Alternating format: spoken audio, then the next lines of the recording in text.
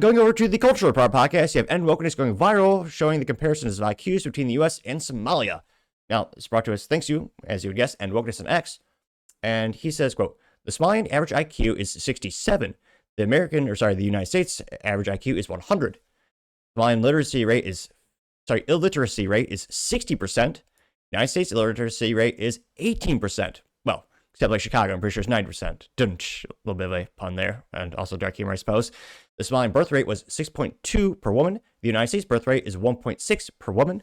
Somalian annual income was $600 per year, and obviously per year. And then United States income is, $63,765.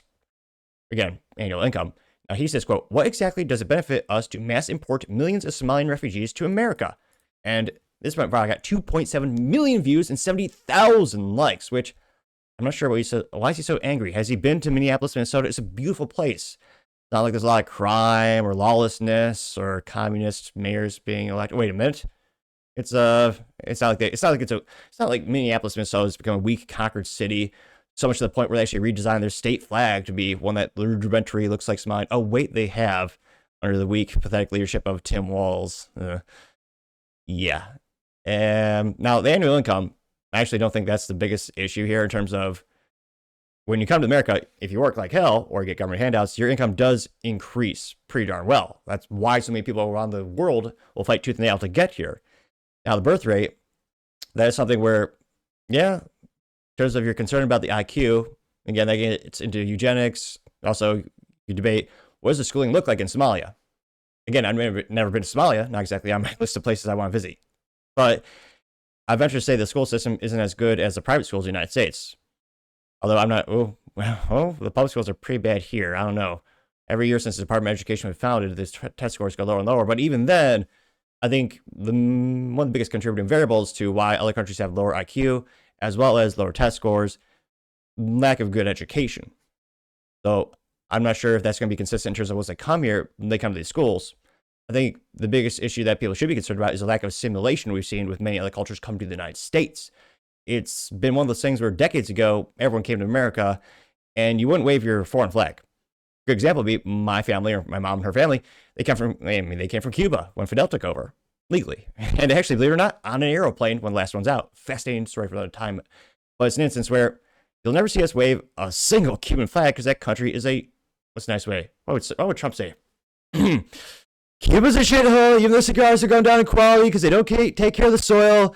Just shows you how communism doesn't work. Also the smell. I mean, I haven't been there, but I assume it smells funny. They don't have Febreze. But in all seriousness, there's not a single person in my family who would ever wave the Cuban flag. It's a hellhole of a country. They escaped. You used to see a lot of assimilation when they came here. Another controversial thing to say or topic, they all quickly learned English. That was very much reinforced into them because they were coming to the United States. They were assimilating to the culture and the community. They spoke very little Spanish. Now, of course, from Cuba, they all spoke perfect Spanish. Yo hablo un poco español.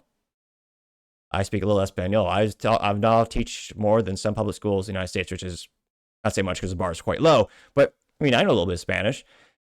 And yet we see the United States now, not every time, but many times when people come here, they bring their home country's flags. It's just quite bizarre. If you love that country, why are you leaving? Why are you coming here? Also, another thing that's changed dramatically throughout the decades, there's more and more government handouts. Also for American citizens, I'm not a fan of long-term permanent things in terms of government handouts. But another thing, back in the day, there's nothing. You came here and worked like hell. We were building the country up. Nowadays, and again, I'm against people who abuse the system who are American citizens as well. But there are a lot of people moving here who also are negative benefactors in terms of fiscally speaking. They're actually just leeching off the government. We've seen this in sanctuary cities and states, as I slight mispronounce the cities as a dark humor joke. I mean, you see instances where, like in New York, they're getting free hotel vouchers, free phones, free food coupon. I mean, it's all coming from the American taxpayer and loans from China, which we'll have to pay eventually, or sell off something useless like Hawaii. But again, another topic for another time, perhaps. So we'll go into the comments, but I think the biggest concern here in terms of Somalis come here is, are they assimilating to our culture? Do they believe in American values? At the end of the day, as long as you believe in the American values and the values of our founding fathers, I don't see any issue with it. The concern I have personally is that we've seen fewer people, and again, even some United States citizens, or many of them, who no longer believe in the founding fathers' values or what made our country great. Now, go to the main comment section. One of the first ones comes to us thanks to Trump Tracker. Now, he says, now do the same statistics compared to Democrats to MAGA. You people are dragging us down. They got 1.5 thousand likes and a contrarian statement right off the bat. Now, Elo62 responds saying, quote, superiority complex from liberal, how original, getting 180 likes. Creed says gender studies and English degrees for STEM degrees, LMFAO, getting 20 likes. Oh yeah, we need to stop funding those useless degrees. Like, it's astonishing how many people are shackled with student loan debt for decades when they pick a stupid degree that literally will never give you a good ROI. No matter how many cups of coffee you pour, it's going to be hard pressed to actually pay off that liberal arts degree from whatever university you went to. Michael Costas says, quote, libs are overly educated idiots, getting 58 likes. Now, again, I don't have much ground to stand at. I got a business degree, but I still had to take out college loans. And I'm working like hell and paying them off. But yeah, it's one of those things like, yeah, even I fell to the scam of college, thinking I'd gain, infinite knowledge and, be a good ROI, which helped get me into tech, but even now they got rid of the college degree. You also have MAGA in California. Lord knows I don't know why you're living there, but he says, quote, good point. I love living surrounded by MAGA and I can leave my car unlocked. The IQs are about the same on average, and the education, as you lefties see it, is actually a net negative because the colleges are Marxist indoctrination camps. Getting 50 likes. Good point. Let's see here. No listing for the statistics, no citing the statistics, but Ape Hard says, quote, Democrat IQ average is 103, Republican average IQ is 98, Democrat illiteracy rate is 5%, Republican illiteracy rate is 7%, Democrat birth rate 1.8 per woman, Republican birth rate 2.3 per woman, which makes sense. One side political aisle literally neuters and castrates their children, while the other one protects them. And then we also have Democrat annual income of $70,000 and Republican annual income of $80,000. Now that got 9 likes. Now going back to the main comment section, Arthur Eagleman says, quote, no wonder why Ilhan Omar is so dumb, getting 781 likes. I mean, she's smart enough to manipulate the system and get into politics and get reelected. I mean, morally, be like, why are you marrying your brother? That's a little concerning, Miss Omar. Yeah, Brianna Mariano said, quote, can't talk me down because they're dumb enough to continue to vote for them, getting 78 likes. Barefoot Pregnant says, quote, no more immigration, prioritize Americans, getting 98 likes. Gunther Eagleman simply said, send them all back, getting 233 likes.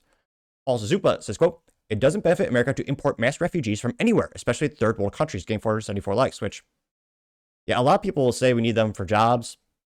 Again, there are many job openings. There are many opportunities I think Americans could utilize first before we worry about, oh no, we have a labor shortage. Republican Media TM says, quote, bro, how did you know I'm from Somalia? There's a pejorative cartoon picture of the mayoral candidate in Minneapolis getting 2,000 likes. Jeez Louise.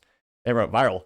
Miss Beast has a picture of Omar, says, in my country, I am forced to keep my mouth shut. So I talk trash in your country until you change it to a country where I am forced to keep my mouth shut. Getting 1,000 likes. The irony is quite hilarious. Samantha Thompson says, quote, what? She claims it benefits the Jews for the pursuit of white genocide, getting 2.1 thousand likes. That's one of those viral responses. Dissident West says, quote, that Somalian birth rate is the most terrifying statistic I've ever seen. Mentioned the entire world, these people running around everywhere, getting 4.2 thousand likes. I mean, historically speaking, when you look at birth rates, typically the more emerging countries do have the highest ones.